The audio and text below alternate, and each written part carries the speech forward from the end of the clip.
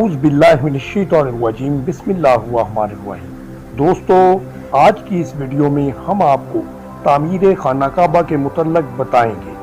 خانہ کعبہ کو کئی بار تعمیر کیا گیا، لیکن ہم اس تعمیر کا ذکر کریں گے جب قریش نے خانہ کعبہ کو تعمیر کیا اور خانہ کعبہ کی تعمیر کے دوران حجر اسود کو نصب کرنے کا تنازع کھڑا ہو گیا، تو اس وقت نبی اکرم صلی اللہ علیہ وآلہ وسلم نے انتہائی فراست سے اس معاملہ کو حل کیا کہ ہمیشہ کے لیے تاریخ دنگ رہ گئی۔ خانہ کعبہ کے ارد گرد پہاڑیاں تھیں اور جس جگہ خانہ کعبہ تھا وہ جگہ نشیب میں تھی، جس کی وجہ سے پانی وہاں پر جمع ہو جایا کرتا تھا۔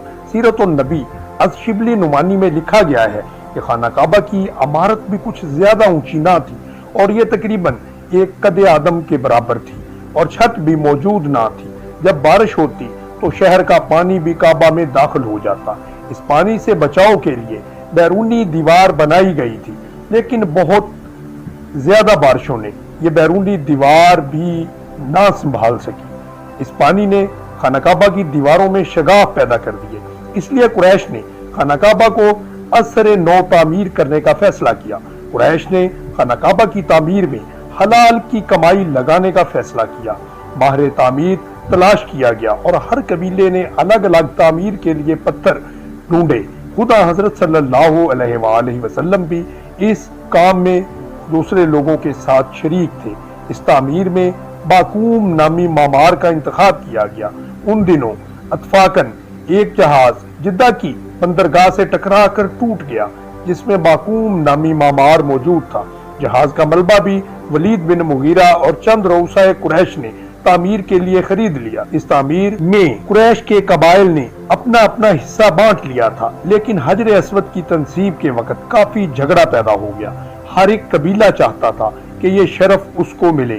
قریب تھا کہ نوبت کشت و خون تک جا پہنچتی۔ 5ویں روز قریش کے ایک معمر شخص ابو امیہ نے ایک رائے دی جو سب نے قبول کر لی۔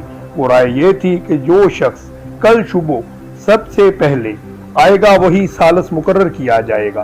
سب لوگ اپنے گھروں کو چلے گئے۔ اگلے روز جو مقدس ہستی آستانہ حرم کے اندر سب سے پہلے داخل ہوئی وہ شہنشاہ عرب و عجم شافی محشر حضرت محمد صلی اللہ علیہ وآلہ وسلم کی ذات اقدس تھی۔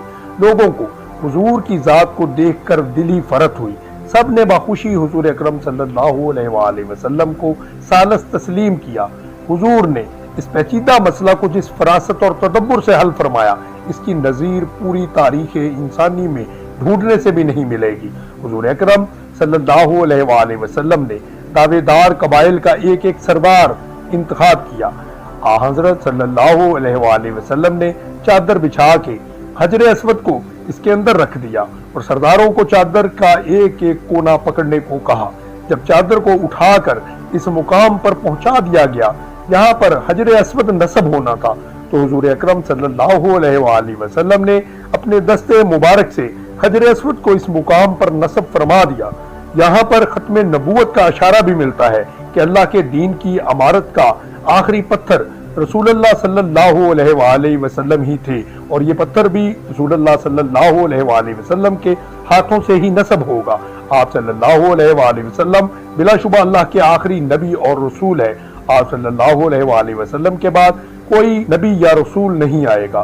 نبوت کا سلسلہ حضرت صلی اللہ علیہ وآلہ وسلم کی ذات اقدس پر بند کر دیا گیا، جبکہ ایک اور حدیث کی تلبیہ ہے کہ جس میں حضرت صلی اللہ علیہ وآلہ وسلم نے فرمایا، میں نبوت کی عمارت کا آخری پتھر ہوں، یعنی مکمل مذہب اور خاتم الرسل ہوں۔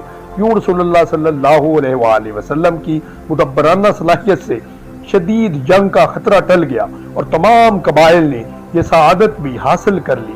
خانہ کعبہ کی عمارت بنا لی گئی، لیکن سامان تعمیر کچھ کم پڑ گیا، اس لیے ایک طرف کا کچھ حصہ باہر چھوڑ کر نئی بنیاد قائم کر کے چھوٹا سا کعبہ بنا لیا گیا۔ اس حصے کی چھت نہ تھی اور اس کو حتیم کہا گیا۔